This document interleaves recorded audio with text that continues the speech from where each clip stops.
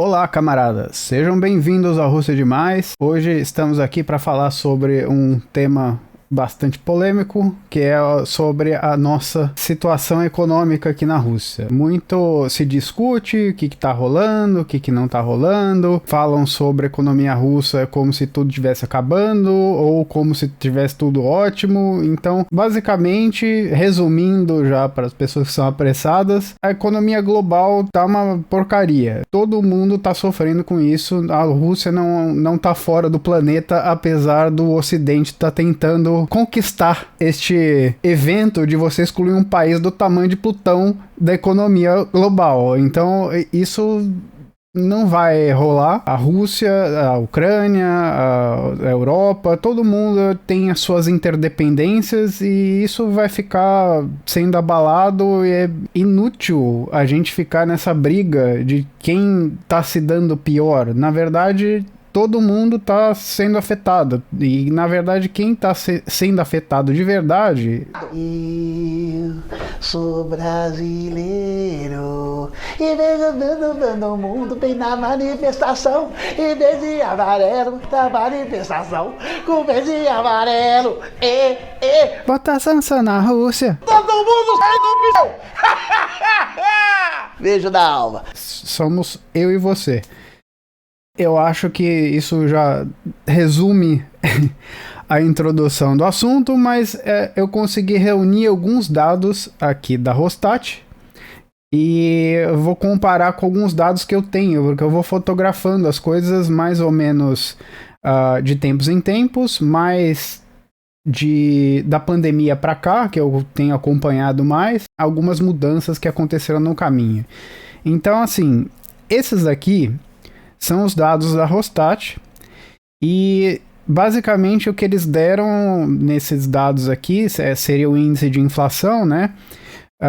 E tem muita coisa aqui, então é muito difícil a gente compreender todas essas nuances aqui num vídeo só. Então, para resumir, eu selecionei alguns produtos, então são tipo pepino, batata, tomate, cebola, etc. Itens de bebê e essas coisas. E desses itens eu fiz mais ou menos um desvio padrão para a gente entender o que está rolando com eles, né? Então ficou mais ou menos assim. Então a gente tem aqui, ó, no começo do conflito, a gente teve uma disparada de alguns produtos e a gente pode interpretar o porquê que disparou e por que algumas coisas caíram. Então, se você olhar a economia russa um pouquinho antes, aqui você tem um pouco fluxo entre o mínimo e o máximo. Então, essa curva do desvio padrão, geralmente ela é boa para identificar se você tem qualidade ou não dentro do teu fluxo. Quanto mais separada a linha máxima e a linha mínima, menos qualidade você tem. Então significa que alguma coisa errada aconteceu. Então a gente vê que nesse período até março, a gente teve uma volatilidade enorme entre os preços, entre mínimo e máximo, e as coisas estavam bagunçadas. E por isso que a gente tem esse volume maior entre o negócio.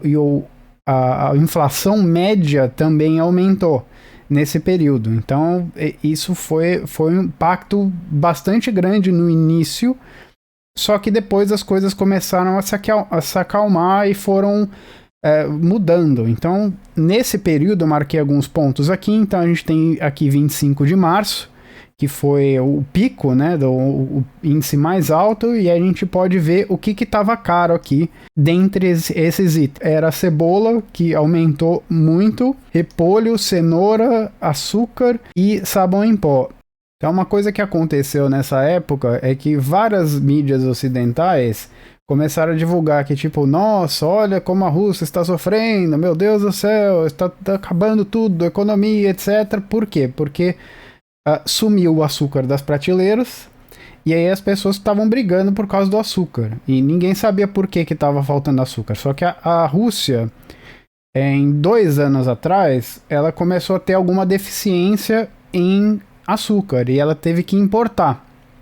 Para não repassar o valor do volume extra de importação para o consumidor final, o que eles fizeram? Eles passaram uma lei para passar isso para as empresas, porque a empresa consegue diluir esse valor para um volume menor, né, e o impacto ser menor para o consumidor final. Então as empresas iam receber esse impacto inicial. Aí o que aconteceu? As pequenas e médias empresas, que são tipo cafés, restaurantes, etc., ao invés de comprar por atacado, elas começaram a comprar dos mercados e elas começaram a rapelar o mercado inteiro. E aí começou a faltar açúcar. E aqui os mercados, eles têm uma logística que ela atende uma certa demanda, e até a logística se adequar, ela demora mais ou menos 1 semana, 2 semanas. Porque você tem o impacto e aí começa a gerar uma bola de neve, né? Que as pessoas começam a querer, tá faltando, eu preciso ficar no mercado o tempo inteiro para pegar açúcar. E aí a logística não acompanha. Isso aconteceu na pandemia, em 2020, 2021 e agora também nesse período, mas foi só o açúcar. E aí você vê, as prateleiras estão acabando, blá blá blá. Mentira. Então a gente não teve falta de produto até agora, teve aumento de valores de vários produtos, o café foi um deles, e você tem outros valores que variaram menos. Então, tipo, o pepino, por alguma razão, ele baixou, em 25 de março, ele baixou de valor. O que pode ser porque nesse período, geralmente os pepinos e alguns produtos que são frescos, eles normalmente não estão muito bons. Então pode ser que não estava vendendo por causa disso, e aí baixaram o valor. Mas você tem outros valores que até baixaram um pouquinho, que foi tipo combustível de gasolina, né, que seria o diesel, e a gasolina, que baixou um pouquinho. Mas a gente não tem valores aqui para a gente comparar o quanto que baixou. Mais para frente eu falo um pouco sobre isso, porque eu registrei alguns valores. E aí, o próximo é 1º de julho, né, que seria o verão. No verão, os valores estavam já estáveis, mas a gente teve um pico. Eu não lembro o que aconteceu em 1º de julho, né, o que estava rolando aqui, mas a gente teve algum aumento. Acho que eu sei o que é isso. Isso aqui é, por exemplo, o esgoto, gás liquefeito, eletricidade, água quente e aquecimento. Eles normalmente aumentam 2 vezes por ano. Então, quando tem aumento 2 vezes por ano, acontece em janeiro e julho.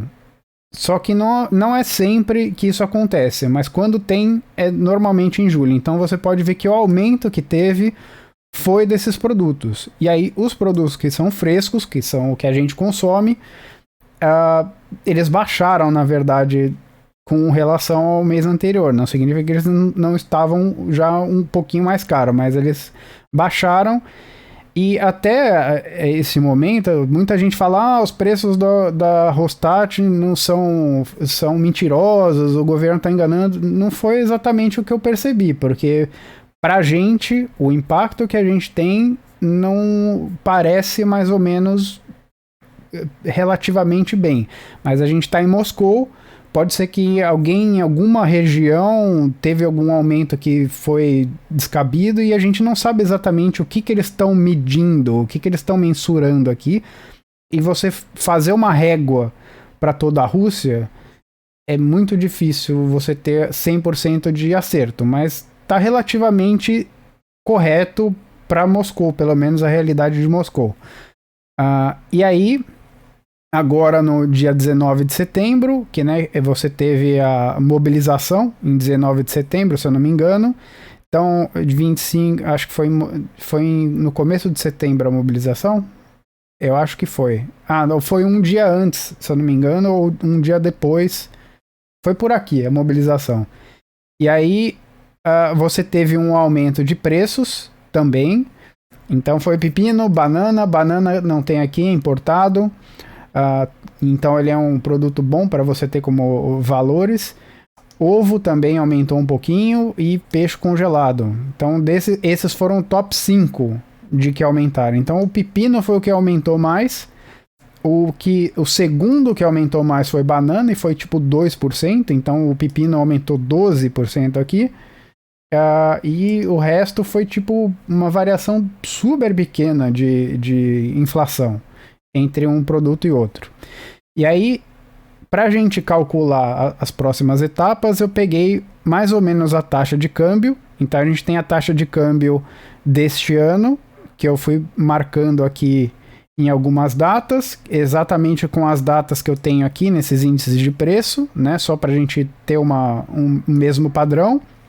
Então, esse daqui seria a taxa de câmbio do rublo para o real. E aí, né, nessa parte aqui, eu fiz um valor em maio, porque maio é o mês menos volátil, então para a gente ter uma média do que foi o ano, onde maio sempre está mais ou menos no meio do caminho. Então, eu sempre marquei os primeiros valores de maio que eu tive acesso na tabela que eu peguei do Google.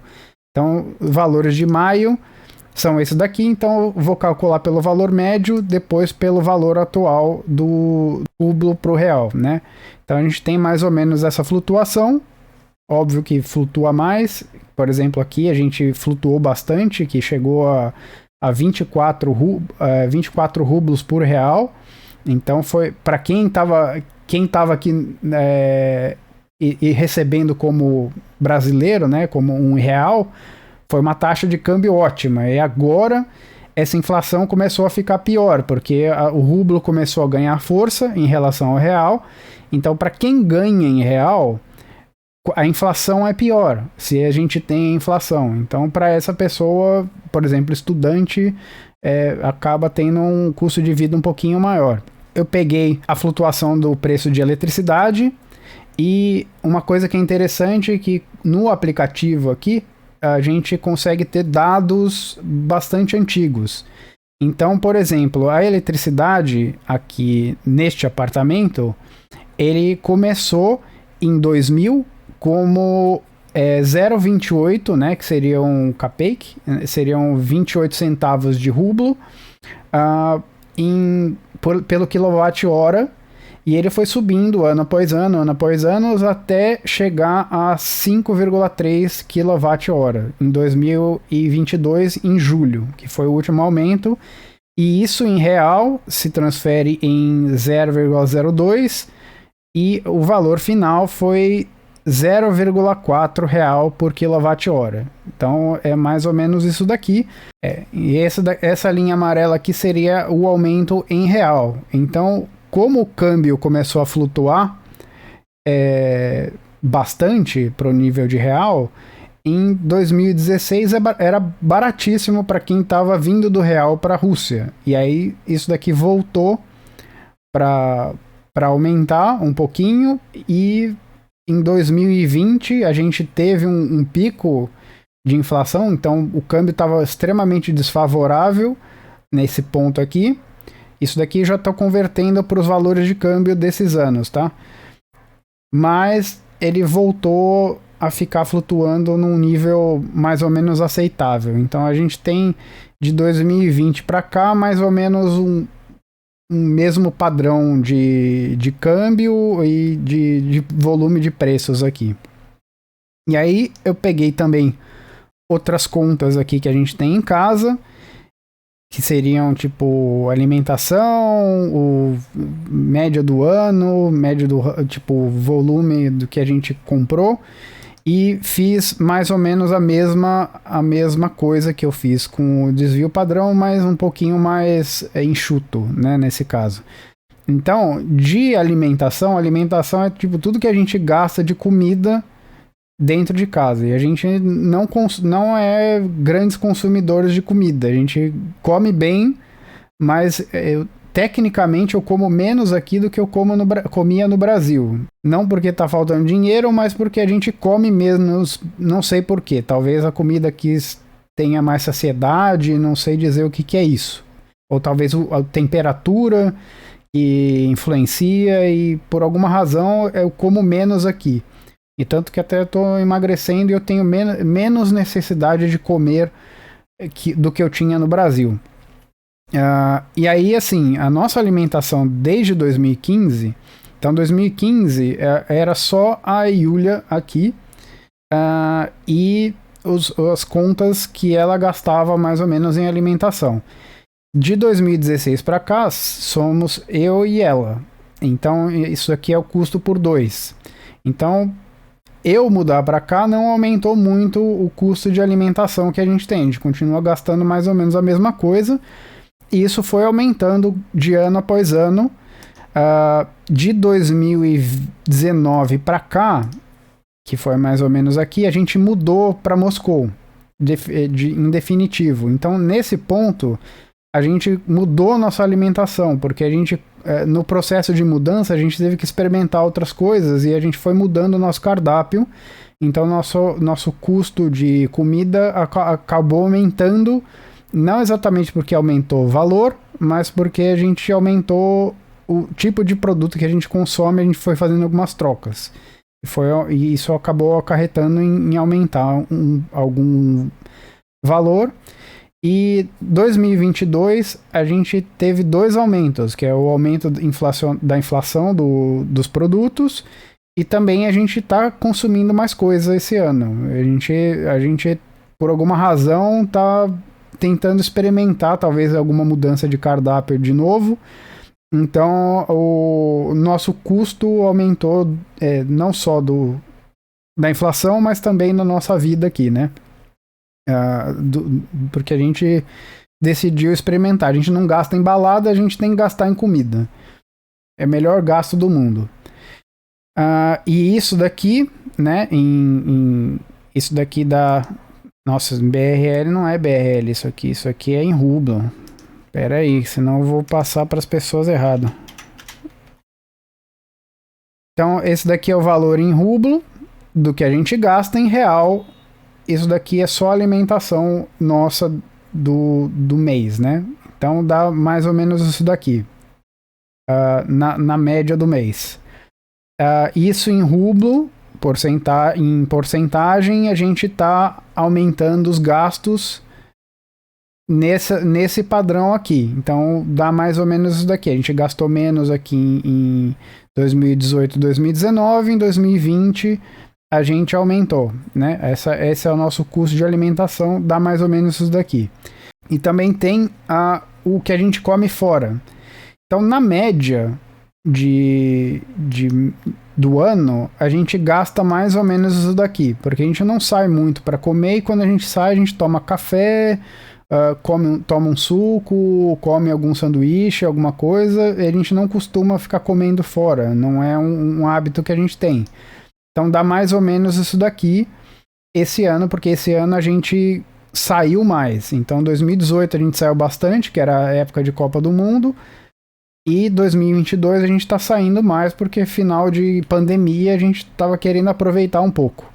Então deu mais ou menos isso daqui, o nosso fluxo de gastos de média de rango. Então em 2018 foi o nosso pico de gastos, e em 2022 a gente ficou um tempinho gastando pouco, e esse ano a gente estava extrapolando. Então você tem um aumento de custo, né, porque tudo aumentou de preço, mais o nosso aumento de frequências em sair e comer alguma coisa fora, principalmente sorvete. Sorvete é o melhor. Eu anotei também valores de combustíveis, então eu tirei. Esses daqui são os pontos onde eu tirei foto. Então, onde eu tenho foto, eu sei que esses valores eram aqui. Eu não tenho os valores intermediários desse. Então, esses pontos, em 2016, eles estavam entre, por exemplo, o diesel. Diesel é esse daqui, se eu não me engano. Esse é a gasolina. Me dá o diesel, gente. Ele estava 37 rublos em 2016. Em 2019, em 2018, né? Na verdade, esse aqui 2019, ele já estava 46 rublos. Então, diesel é super importante porque ele impacta diretamente no custo de vida de todo mundo. Então, se o diesel está aumentando, tudo vai aumentar, porque a logística aumenta o custo. Mas ele ficou mais ou menos estável até 2020. Então, aqui em março de 2022, ele já estava com um aumento significativo daqui para cá e infelizmente eu não tenho os valores daqui do meio, mas o aumento é mais ou menos frequente, o aumento de combustível. Aí aqui em março a gente teve um aumento para 54 rublos, isso daqui dá R$4, e de R$4 você teve uma pequena baixa no valor do diesel e depois aumentou de novo. Então ele está relativamente estável, né? Relativamente. Então, assim, apesar de aumentar o diesel, ele não aumentou em real, porque em real você teve a desvalorização da moeda. Então, apesar dele ter aumentado um pouquinho aqui, daqui ele baixou, aqui ele aumentou, em real isso daqui não mudou muita coisa. E aí eu separei alguns itens, dos itens que a gente geralmente consome aqui em casa. Então a gente tem esse Arla Natura, que é um queijo super legal. Os que a gente sempre consome são a manteiga. A manteiga geralmente ela varia, mas essa manteiga é a manteiga que eu gosto. Azeite de 1 litro. Qual mais? Arroz a gente não consome tanto. O Barilla a gente consumia antes, mas em 2019, se eu não me engano, a gente trocou por outro macarrão, que é mais barato, porque o Barilla começou a custar o olho da cara, e aí a gente trocou por um outro macarrão que é macarrão, não tem problema. O pão é uma coisa impressionante aqui, porque o pão de 2 quilos é um pãozão gigante, ele praticamente não aumentou, então o custo do pão está muito barato aqui. A cebola ela aumentou do começo do mês, do começo do ano para cá, ela aumentou e bate com o valor do Rostat. A gente teve outros valores aqui que são diferentes, então depende do produto que você está pegando e do que você trocou. Então talvez isso daqui pode ser alguma troca de ovo, porque a gente não...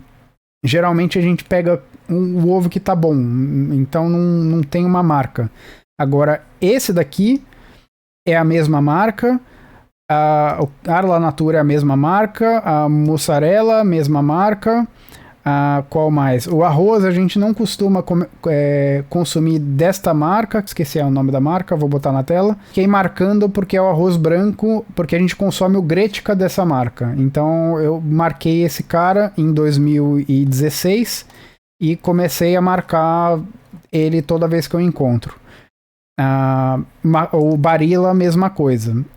E o macarrão que a gente consome, ele tá 50 rublos, então de 50 rublos pelo mesmo volume de macarrão, eu prefiro pagar 50 rublos.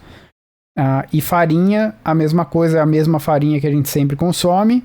O Goya é legal o índice de preço dele, porque ele é um tipo de parmesão sem sal, que vem lá da Argentina. Então é um queijo muito bom, que ele tem menos sal do que o parmesão. Muito gostoso. Açúcar mascavo que a gente consome, mas isso daqui não significa que eu estou consumindo, significa que eu tirei foto do valor do produto para acompanhar, tá? Então não se apeguem isso daqui, que não são as compras que a gente está fazendo, eu só estou marcando os valores do produto. E o azeite que a gente usa, o Filippo Berio, que é um azeite muito bom, e ele aumentou de valor, e o valor dele aqui está mais ou menos em torno de 1.440, mas a gente encontra ele com desconto, porque aqui na Rússia as pessoas, quando tem o valor muito alto, as pessoas param de comprar e elas vão procurar esse valor em outro lugar, em outro mercado, e elas literalmente andam até o outro mercado procurando esse valor, e se o valor não está lá, as pessoas se recusam a comprar. É assim que deveria funcionar o mercado. É as pessoas chegarem e falarem assim: meu, esse valor não tá bom, não vou comprar isso. Não vou comprar. E assim funciona. Então você encontra, apesar de estar muito caro algumas coisas, por exemplo, esse valor aqui está sustentando faz muito tempo esse azeite. Mas geralmente a gente encontra ele por um valor mais barato. Aí eu peguei valores de apartamento, de aluguel de apartamento. Então a gente tem aluguéis de valor de um quarto, tá, por 19.500 rublos o aluguel. E se você comprar o mais barato de um quarto, ele tá 7.700.000 de rublos. Se você for pegar o custo de 2 quartos, ele tá 8.600.000 rublos. Então, deixa eu ver, aluguel de 2 quartos aqui. 2 quartos já tem um aqui, ó. Tá bom isso aqui, ó. 25.000 rublos seria o aluguel de um apartamento de 2 quartos. Então, para pegar o menor valor de aluguel, né, considerando, porque a gente não paga aluguel aqui. Então, isso daqui é um plus da gente morar na Rússia e não no Brasil, porque a gente não tá pagando aluguel aqui. Então a gente pegou os custos de setembro, outubro, né? O que a gente gastou e o que a gente pagou. A água quente, ela tá 223 rublos por metro cúbico. A água fria tá 45 por metro cúbico, né? É isso? É. E no total a gente gastou 446, a gente gasta 2 metros cúbicos. E aí a gente gastou 446 rublos de água fria, de água quente, né? E água fria a gente gastou 183. Então a gente gastou mais água fria, menos água fria. E aí chega o esgoto. A gente tinha pensado, como que o cara tá calculando quanto que a gente tá cagando, né? Mas na verdade é esses dois valores que dão esse valor aqui. E aí de esgoto a gente paga 213 rublos, que dá 15 reais, então não é caro. E o aquecimento na Rússia, você paga o ano inteiro. Então eles calculam mais ou menos quando eles esperam gastar de aquecimento, e aí eles dividem por 12 meses, porque a parte de aquecimento é a parte mais cara, né? Então eles dividem por 12 meses e aí você vai pagando isso por mês. Então 1.400 é só de aquecimento, que a gente paga o ano inteiro, apesar dele ficar ligado só na época fria. Então esse daqui é o aquecimento.